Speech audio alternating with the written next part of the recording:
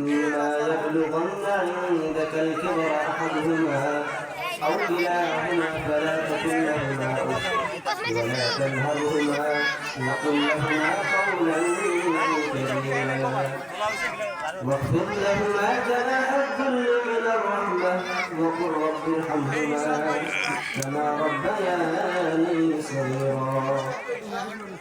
وقال رسول الله صلى الله عليه وسلم رضا الرب في رضا الوالدين وسخط الرب في سخط الوالدين أو كما قال النبي عليه الصلاة والسلام. أنا من بعشم के रोज़े जंग बेनी पुष्टमन أنا من بعشم के रोज़े जंग बेनी पुष्टमन आमनन कन दरमियाने खाक खूबी निसरे काको जमारत बखूने ख़ेशबाज़ी में कुनाद काको जमारत बखूने ख़ेशबाज़ी में कुनाद रोज़े मैदा वके बागी रज़त बाखू लश्करी।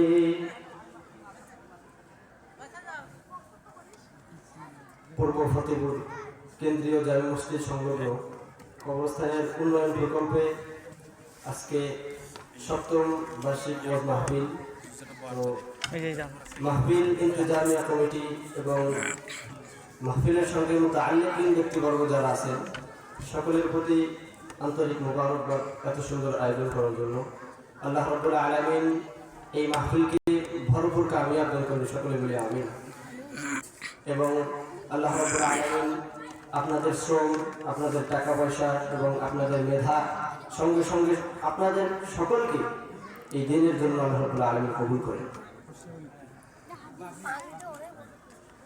আমি যে আয়াতটি তিলাওয়াত করেছি সেই আয়াতটি হচ্ছে 15 পারা সূরা বনী ইসরাঈলের 23 এবং 24 নম্বর আয়াত, যে আয়াতের মধ্যে আল্লাহ রাব্বুল আলামিন পিতামাতার সঙ্গে কি ধরনের আচার আচরণ করা উচিত এবং তাদের জন্য কেমনি দোয়া করতে হবে সেটা আল্লাহ রাব্বুল আলামিন এই আয়াতের মধ্যে বলছেন। তো আমি যতটুকু আলোচনা করব এতটুকু আলোচনা আমি দুই ভাগে ভাগ করেছি।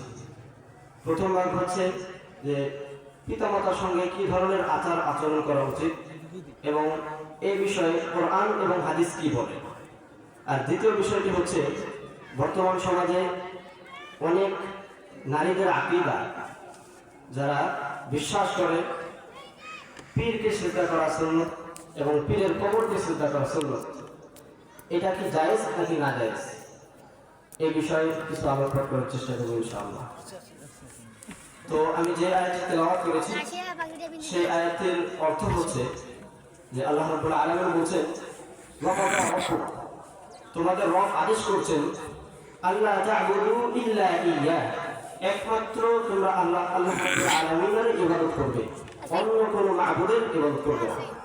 তারপরে কি বলছেন ওয়া বিল ওয়ালিদাইনি ইহসানা, পিতামাতার সঙ্গে ভালো আচরণ করতে বলছেন। তারপর কি বলছেন ইম্মা ইয়াবলুগান্না ইনদাকাল কিবারা আহাদুহুমা আও কিলাহুমা ফালা তাকুল লাহুমা উফ, তোমার জীবদ্দশায় তোমার পিতামাতা যদি বৃদ্ধ বয়সে চলে যায়, বৃদ্ধ হয়ে যায়, তোমরা তাদেরকে কষ্ট দিও না, ওয়ালা তানহারহুমা, এবং তাদেরকে ধমক দিও না, কাওলান কারীমা,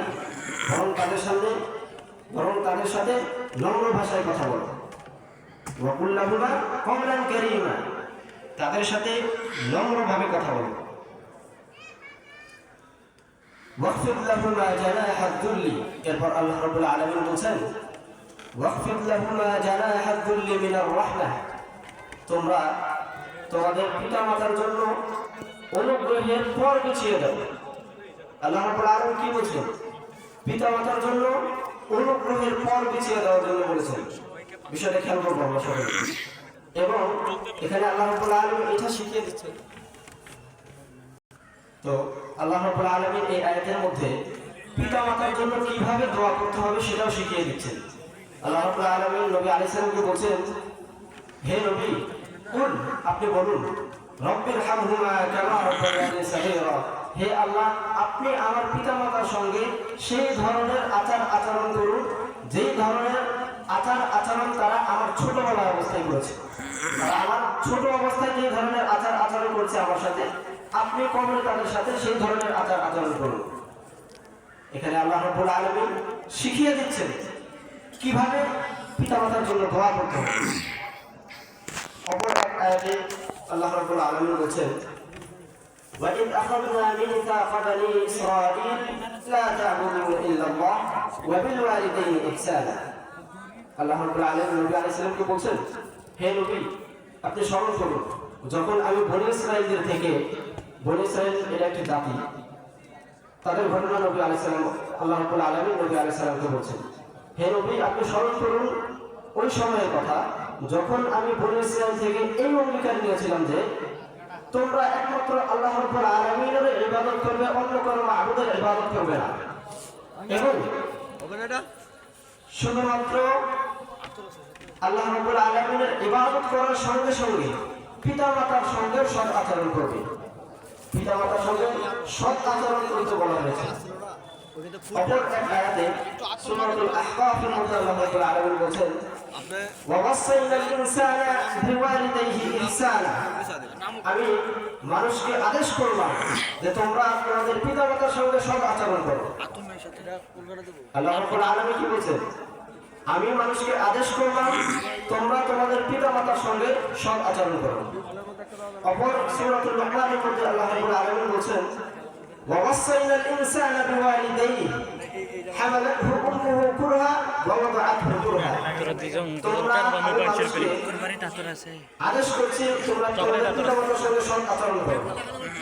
কারণ মা সন্তানকে গর্ভে ধারণ করে, সন্তানকে জন্ম দেয় এবং সন্তানকে লালন পালন করে।